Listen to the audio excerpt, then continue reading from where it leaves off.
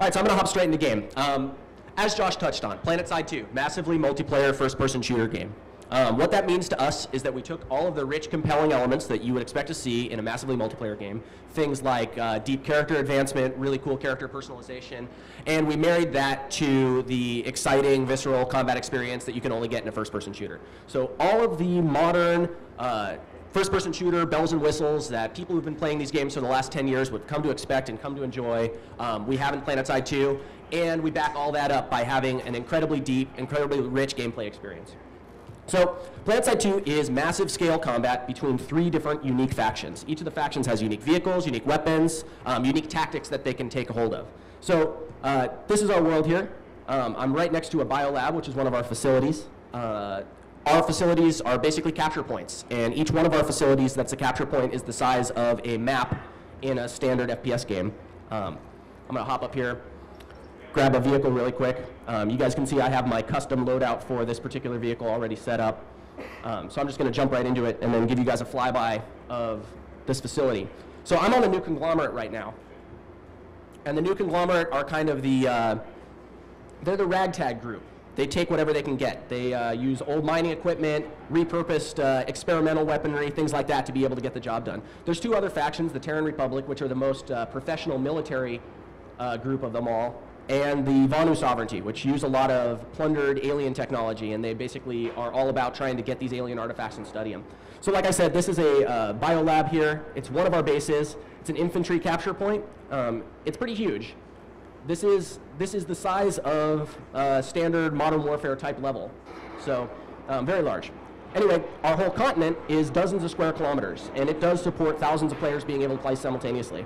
So I'm going to start flying over right now to where we have some other players already set up, and I'm not going to talk too much while I'm doing this because it requires a lot of concentration, and I don't think you guys will be very interested if you just see me crashing over and over again. Huh? Better? So here we see some Vanu troops that are set up. Oh god, I'm already getting shot. Here we see some Vanu troops that are already set up down below. They're using their Mag Rider tanks. That's their faction-specific tank. I'm using a faction-specific aircraft that I've spec'd out to be mostly an anti-ground vehicle. So I have, for instance, really good rocket pods that are quite effective at taking out ground targets. When I'm flying around the world here, one of the interesting things to note about PlanetSide, one of the things that really sets it apart from other games, besides just the scale and the idea of having these enormous battles, is the persistent nature of it. This map is persistent. When someone captures a point on the map, it remains theirs until somebody else comes and takes it back. So one of the things that we've done to support that is we added a day-night cycle so that the world feels like it's constantly changing. I'm going to speed it up really quick for you guys so you guys can just get an idea of what a day-night cycle in a game like this actually does. And I'll just get back to flying while it's changing.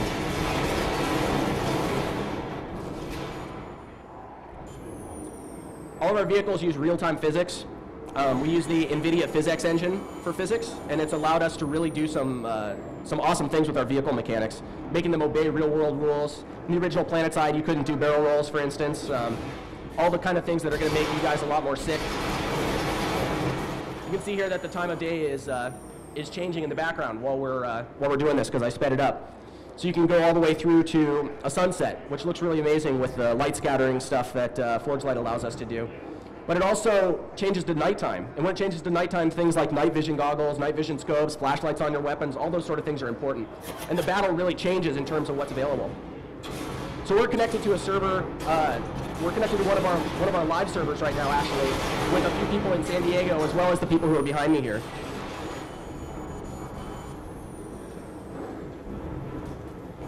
So I think we've got about 50 people on the server right now that are mostly back in San Diego, and several of them that are back behind me here.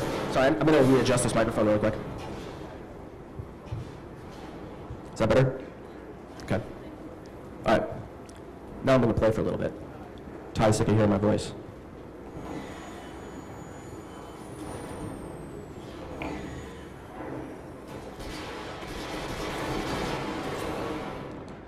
So I can spec out this Reaver in a bunch of different ways. If I wanted to make it look like an air-to-air fighter craft, it would be easy for me to throw air-to-air missiles on it, put flares on it, and then suddenly it's a dogfighting craft.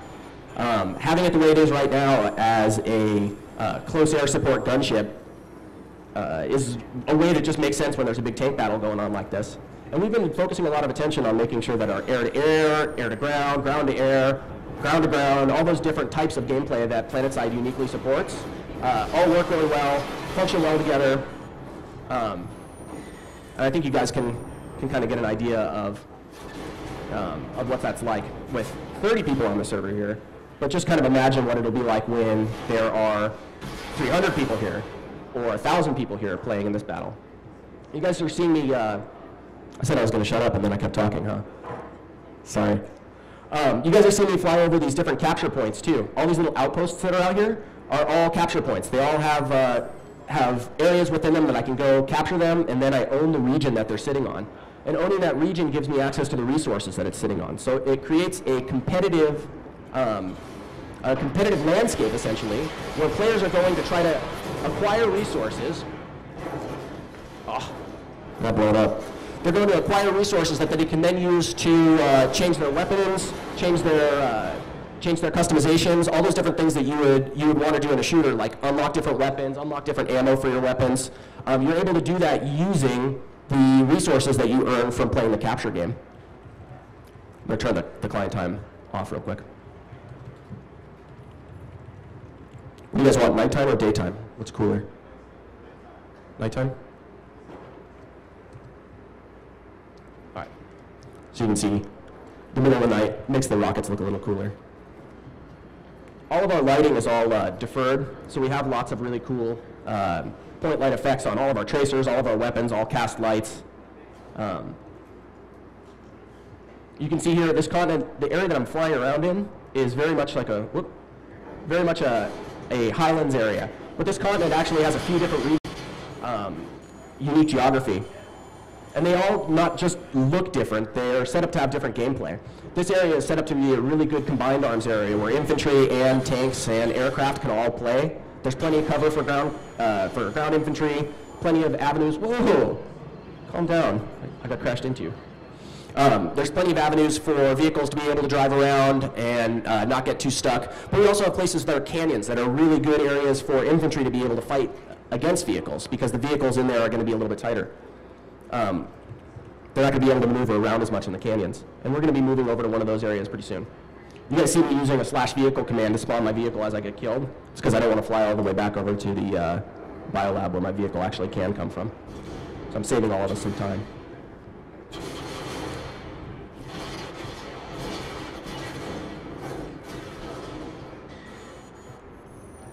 I'll jump out of my vehicle here really quick and just run around on the ground so you guys can see what this battle feels like from a foot soldier's level. Let's see how long it takes before I get shot by one of these tanks. So I'm playing a light assault character right now as an infantry, and that means that I have jump jets, I'm very maneuverable, but I'm not very stalwart. If someone were to start shooting at me, I would disappear pretty quickly.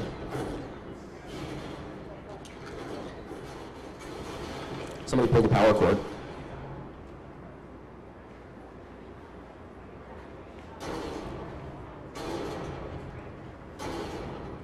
There we go. That's fixed, huh? It's like a rat's nest down here with cords, so I probably pulled it with my foot. Sorry. And I got killed while that happened. That's always the way. Oh, come on. You broke it again. It was fun.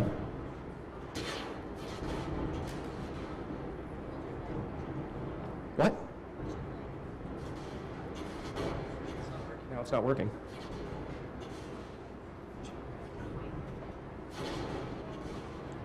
Technical difficulties. The game's working great in the background, though. You can hear the sounds. I would make a note about how we're still in alpha, so you can't really judge us for this, but it's not even a game.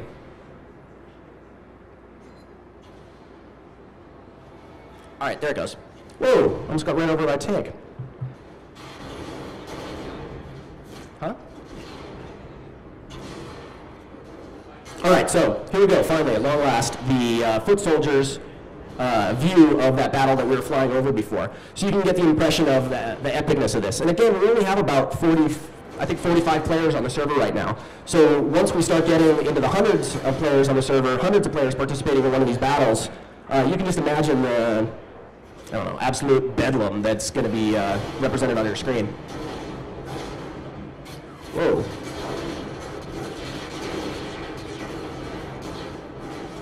So this is pretty crazy.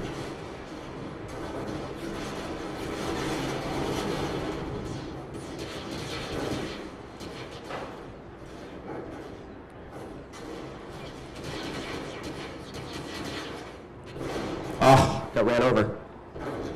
All right, we're going to switch over to a different area now and show you guys some more gameplay.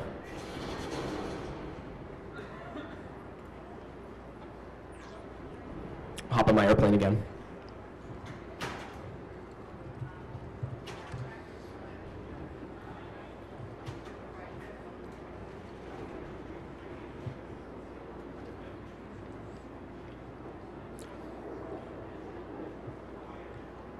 So one of the things that we spent a lot of time doing with the game is making sure that all of our vehicles were more than just one-dimensional.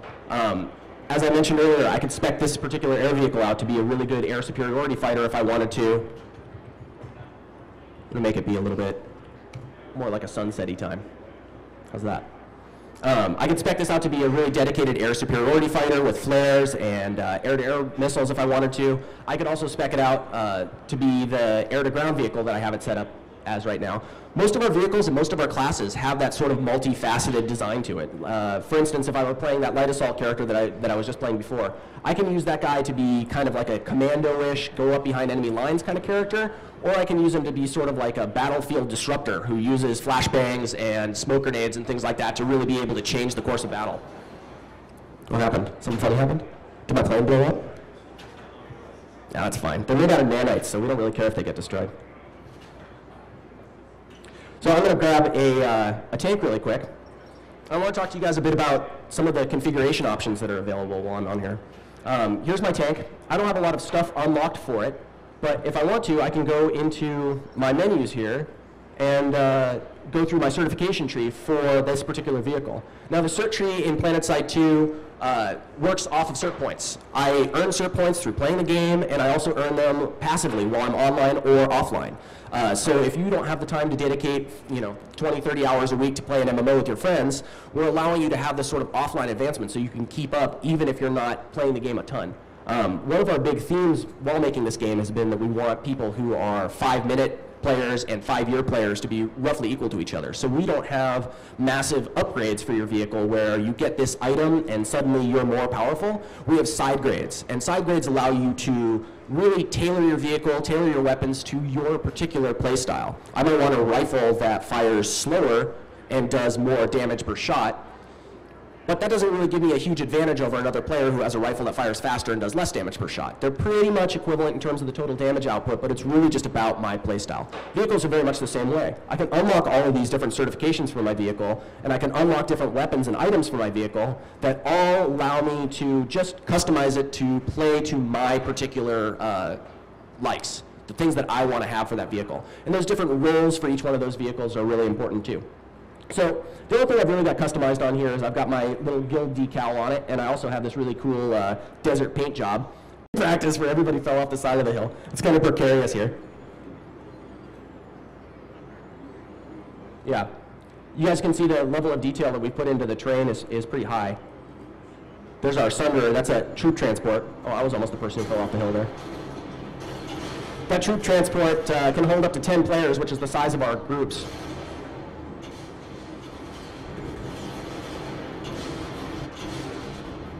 So unlike a game like Battlefield, which also has tanks, we have as many tanks as you want.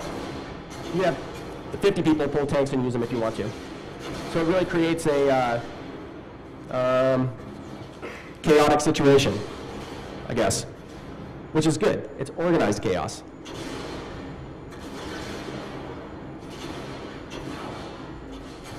So we are in alpha still. We have a lot of temporary particle effects. We have a lot of temporary sound effects in here, a lot of stuff that we're still going to be iterating on and adding to. But we're really happy with where we're at in general, at least happy enough to show you guys 25 minutes of gameplay here. Here we're starting to see some Terran Republic troops. And you'll notice that right away their style is completely different. Rather than having those big hover tanks like we saw before, they're using much more conventional type weapons. Whoa, getting shoved around.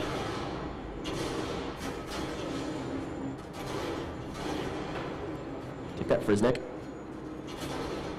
You guys can see as I'm doing this and as I'm playing, I'm earning experience for all this stuff. If I was in a squad, which I should have been in a squad, I'd be earning squad experience. You guys saw me just hit the auto squad button. We really want to make the MMO mechanics in the game be as light as possible for FPS players to be able to just get into and be able to experience without having to feel like they have a long learning curve of, oh, there's these crazy MMO mechanics that I have to get used to. So grouping in our game is very simple. The guild interface is extremely simple. All the things that are complex in MMO games are a lot simpler in ours. So I'm going to hop out of this here and show off some infantry combat. So you can see here I've got my customized rifle.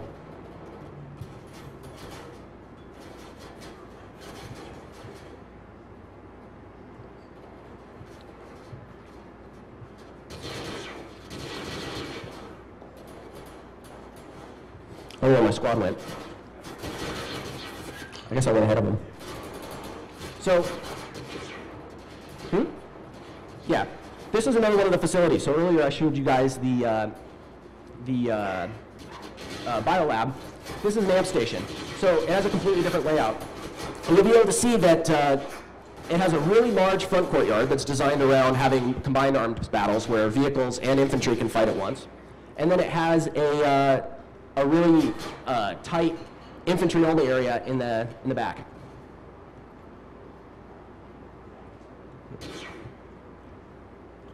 All right, gun's getting a weird state here.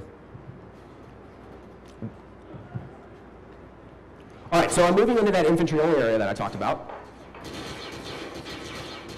And hopefully we can take out some of these TR guys along the way. Whoops.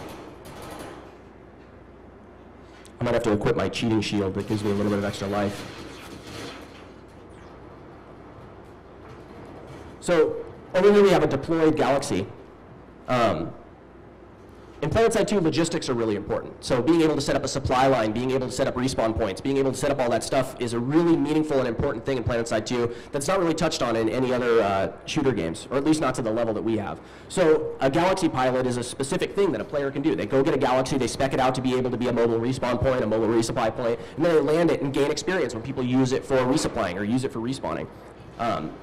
We set up a whole bunch of support roles like that. So we have medics, we have engineers, we have these different classes that really allow you to play the game in a completely 100% support role. If you're not interested in playing a shooter, but you want to play a game with your friends, you can totally go in as a medic, not have to worry about being a shooter fanatic or being a really strong Twitch gamer. You can absolutely do that as a medic also. But you don't really have to worry about that, and you can be a support player if you feel like it, a purely support player. All right, so see here. Show you guys a bit of the infantry customization too. Anything from red dot sights to laser dots, tinting on my gun, all this sort of stuff is stuff that I can unlock. Now, a bit about our business model, and I'll go into the store a little bit later. This game is free to play. It's a completely free to play game. We do have microtransactions to back it up. And the things that we're selling are things like this camo pattern on my gun or the camo pattern on my tank. We're absolutely not doing pay to win. We don't have any kind of gameplay affecting stuff that can exclusively be bought for station cash. All that stuff can be earned through resources that you get in game. And I think that's a really important thing to note for all your readers and watchers, that you know, the game is always going to be fair. We're never going to be saying that in order to succeed, you need to go spend station cash on it. We'll also have a membership that'll unlock stuff. We haven't figured out exactly what the membership is going to be yet, but we do have plans to have a membership. Oh, I got team killed again.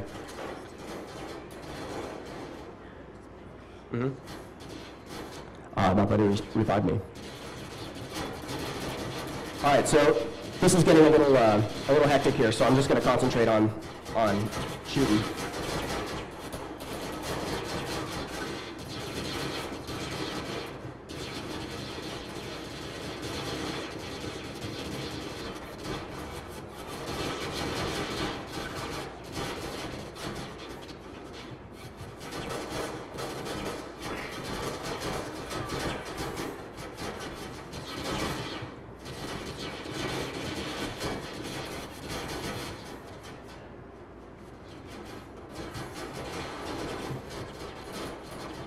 So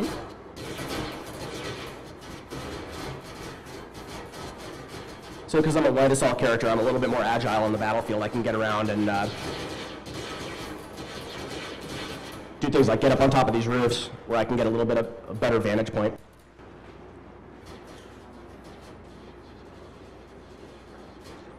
So as you can see, I have spawn points that on my squad also. I could squad spawn. Squad spawning in our game is one of the abilities that requires a squad leader to actually spec. So we, again, have another support role where if you have a squad leader in your squad that has unlocked things like advanced spotting or squad spawning, then they're going to be able to give really good, strong, tangible benefits to their team. That's one of the ways that we reinforce team play. Whoop. Keep getting capped.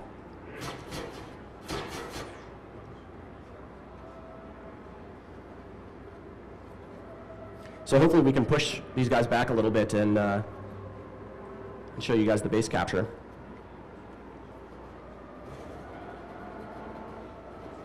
That's the signal for them to let us push up.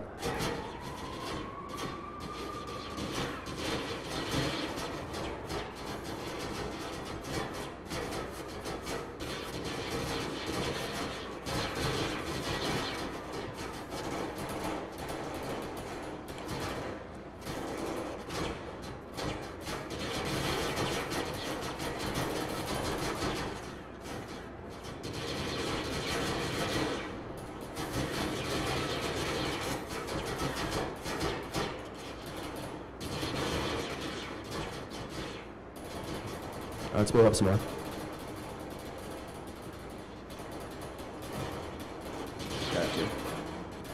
Don't float in the air like that.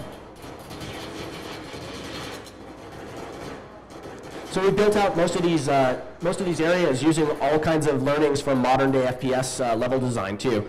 So we have these, as Josh mentioned earlier, really handcrafted areas. Rather than just having a large, height field that doesn't really have any kind of interesting gameplay areas in it. Every square inch of our map is designed with gameplay in mind, and all of it will be play tested, and all of it will support just different types of gameplay. Map. Yeah. So I mentioned earlier that I'm gonna die. Let me go hide. I'm gonna go someplace safe and then talk to you guys for a second. I mentioned earlier that each one of the capture points has its own region around it. Here's our map. This is just one continent. And I'll start turning on some of the filters here so you can see what's going on. But this is one continent on the map. We started off roughly here, and we were fighting around here in that air battle, and then we drove down here. So throughout the course of the demo so far, you guys have seen about, I don't know, 1/20th of the entire map. And you guys will notice that each one of these regions that gets highlighted, these areas can all be owned by the different empires. They're color-coded based on the empire that owns them currently. We're fighting over this one in particular. And the way this is set up is, as I own these pieces of territory, I get bonuses towards capturing pieces that are adjacent. So you have an always moving front line that's constantly getting updated, and you're fighting in different areas of the map all the time. Again, you're fighting over the resources too, so you'll be looking at that map and figuring out what type of resources that you need, what type of resources you want to deny your enemy. I'm a light assault character, so I can actually drop my own ammo.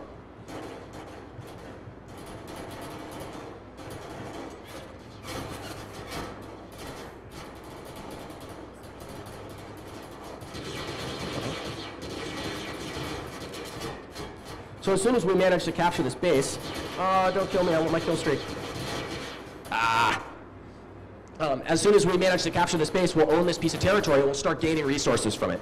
And again, you'll be able to use those resources to do all kinds of cool stuff, from unlocking different red dot sites, unlocking different side-graded weapons, all that jazz.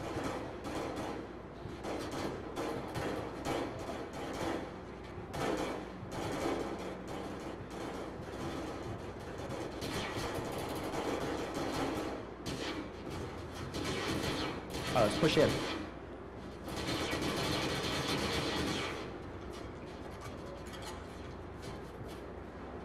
Facility captured. Oh, we got it. I didn't even have to help.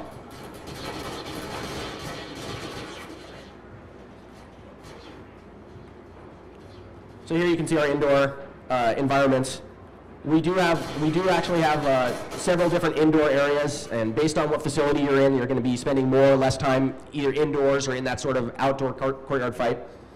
I want to go through a couple of the screens in the UI with you and show you guys off some of the really unique stuff that we're doing with the game. First off, we have a profile screen. This is fairly normal, but our screen, we actually surface a whole bunch of really cool stats. Turn this down a little bit. Surface a whole bunch of really cool stats like your lifetime kills, lifetime deaths, your lifetime kill-death ratio. You can also see over time the way that you've improved. We think this is really meaningful for people to get a sense of getting better at playing the game.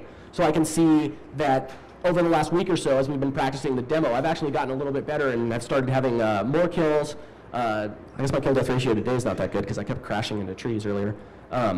But you can see all these things over time. But I can also see the way it's split amongst the different empires. I can see how many kills I've gotten against the different empires that I'm fighting against the different, like how many times I've died, how many facilities I've captured against these different empires. All this sort of stuff that really helps you reinforce what you're doing right and what you're doing wrong in the game so you can learn how to play the game better.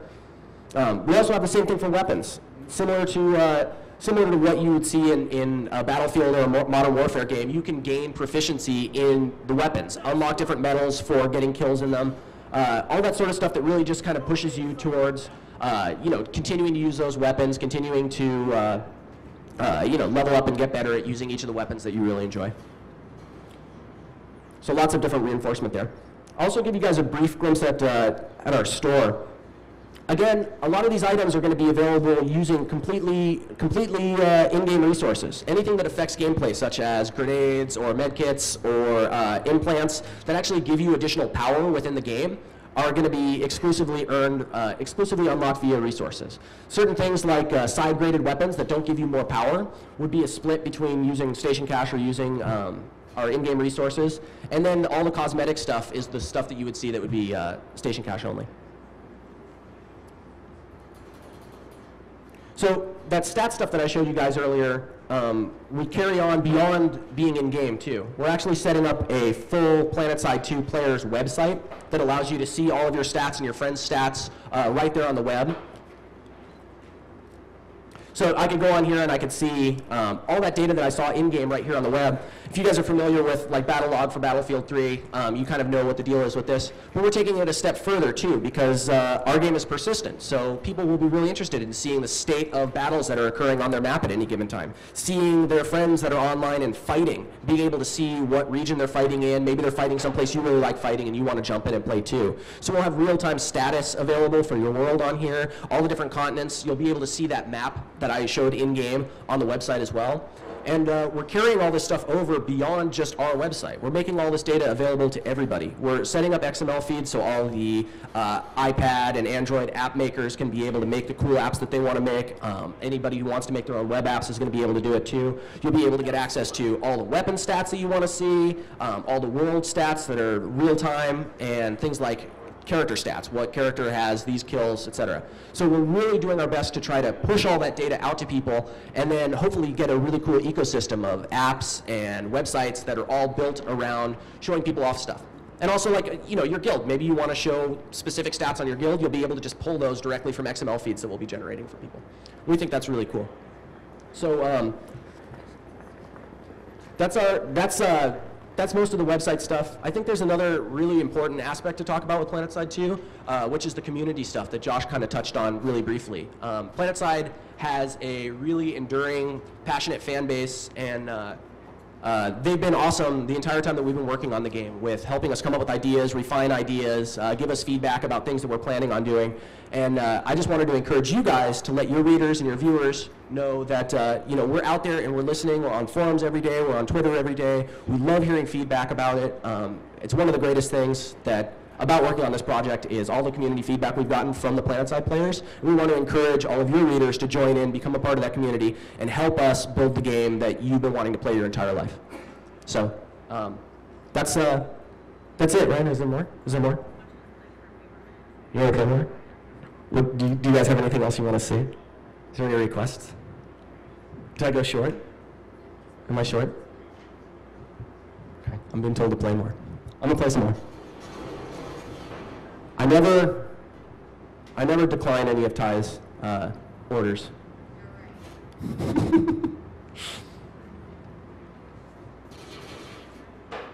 Look at that. That's cool. I don't know what I'm playing more for. So we have things like these shields that actually will allow, won't allow players to pass through them. So if you're, this is a spawn room, so I couldn't get in here without hacking it. We set it up so that you can just walk right in there. That might have seemed a little bit weird, but really you wouldn't actually be able to just walk right in this thing. You'd have to hack this door to be able to do it.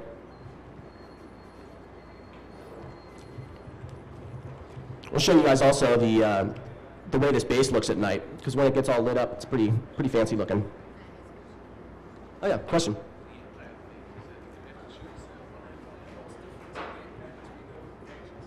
Well, the factions do have unique gameplay aspects to them. They each have their own unique Empire-specific tank and unique Empire-specific air vehicle that all have unique advantages and disadvantages. For instance, the Terran Republic vehicles are usually the fastest. The Vanu ones are usually the most maneuverable, and then the NC ones are kind of the toughest. They can take the most damage and dish out the most damage. So they do have a different theme to them. And they also have different tactics that they're able to use because of those themes. So the VS, for instance, use energy weapons. They don't have to compensate for bullet drop the same way that other empires do. So that creates a different gameplay feeling when you're playing that. You're playing a sniper on the VS team, and you don't have to worry about bullet drop as much, but maybe you're really worried about damage degradation over range. You know, if I get really far away from a target, I'm not going to be able to do as much damage to them because I'm using an energy weapon, and that's the trade-off. Things like that do definitely affect the gameplay and make it so that when you're fighting against different empires, you're fighting against different tactics, and you have to use different tactics yourself.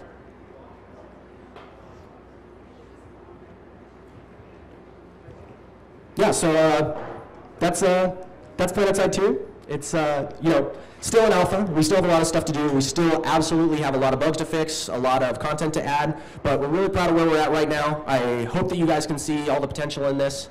You know, a game. This is kind of a dream come true game for a lot of us because it's an experience that nobody's ever really had before, except for like kind of the original PlanetSide players. The idea of enormous, massive combat, being able to have those experiences like hundreds of players dropping out of dropships at the same time to take over bases. And a lot of FPS games try to facilitate that scale by doing things like having cutscenes of aircraft flying overhead and make it feel like it's epic when you jump off the boat or whatever. But all that stuff is just cutscenes. And in our game, it's all real players doing that stuff. That's a dude you can shoot that's flying over you right now. And that's really cool. Really cool, very unique type of gameplay. And for those of us who love competitive gaming and first-person shooter gaming, it's a dream come true. And working on something that's truly unique is a dream come true also. So looking forward to talking to some of you guys afterwards. And I think that's it.